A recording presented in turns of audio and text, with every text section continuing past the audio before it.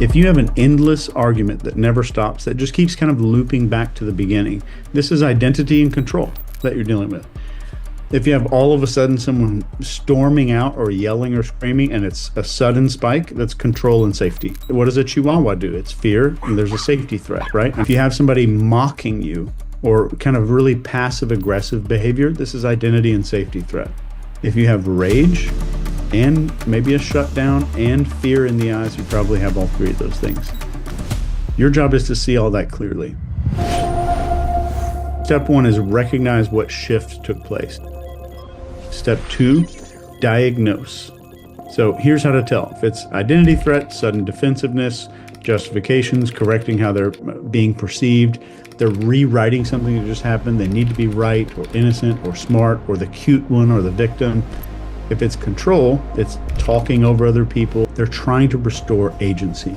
And if we get to the safety piece, this is when somebody's getting sarcastic, they're getting socially weird, there's some subtle distancing going on, they're posturing, passive aggression, they shift to defensiveness or attachment. That's when you hear them must be nice, whatever, you just don't get it. Your next move should target the exact threat. If identity is threatened, you're going to reflect their self-concept respectfully. Never, ever argue about what they are. You always offer clarification instead of correction. You might say something like, I know that you're not the kind of person who would do that intentionally. Absolutely. Or you might say, I really apologize. Let me be more clear. I'm not questioning you, just the situation. If it's control that's being threatened, you might say, I'm sorry, let's back up. Maybe I said something wrong. I really want to figure this out together with you. What do you need from me right now? You're giving them control, right? It's a little placebo, but you're giving them control. And then if it's a safety, you might say something like, it's a totally fair response. And this stuff gets tense really fast. And I promise you're good. Nobody here is judging you. We're on the same side. Even if we don't see it the same way, I promise you we're on the same side. And step four, watch for that stacking up. So always address the most activated threat first. Then step five, use the triangle to avoid triggering in the first place. So remember, remove pressure from that corner of the triangle, speak to what their brain needs to re-regulate itself, and avoid arguing with behavior. Speak to the threat underneath the behavior. One of your friends suddenly acts super cold after you say, hey, man, I just made 50K today or whatever. You mention a success. They go quiet or make a little sarcastic comment. That's a safety threat. Safety threat. So it's the comparison triggered insecurity. Then you might say something like, man, you have been absolutely killing it too. We have totally different wins and the exact same mission. You might say something like that, reassure them of the safety.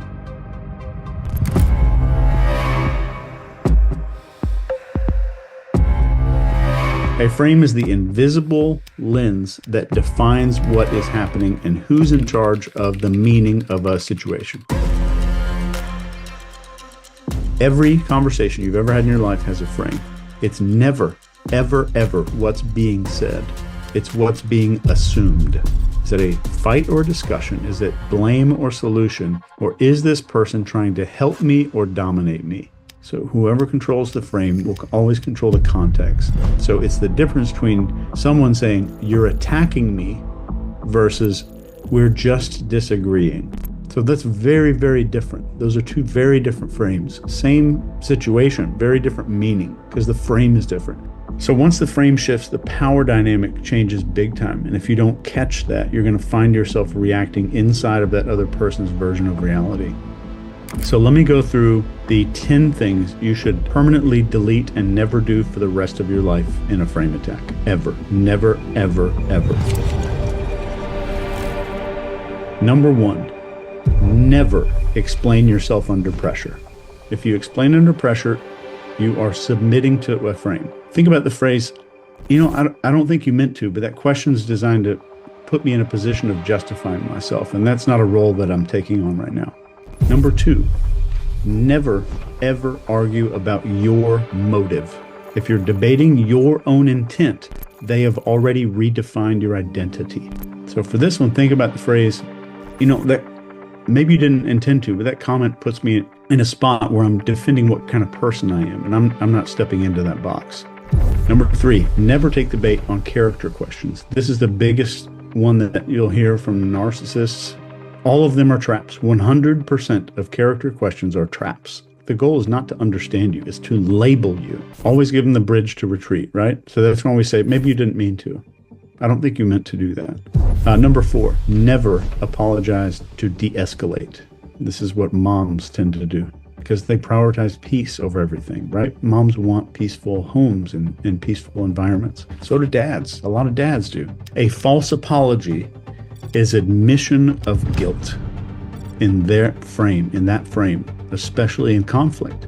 A phrase you might do here is, I totally understand where you're coming from, but that would be me apologizing just to make this go away. And I owe you more honesty than that, and I respect us both too much to do that. Number 5, never match emotion to prove your point. And this is the one most of us are guilty of. If you match intensity, it feels powerful. It feels good for a minute, but it signals emotional surrender. You have emotionally surrendered to that person's frame. You stay calm, and you might say something like, if I raise my voice in order to be heard, then I've already given up control here. And that's not how I operate.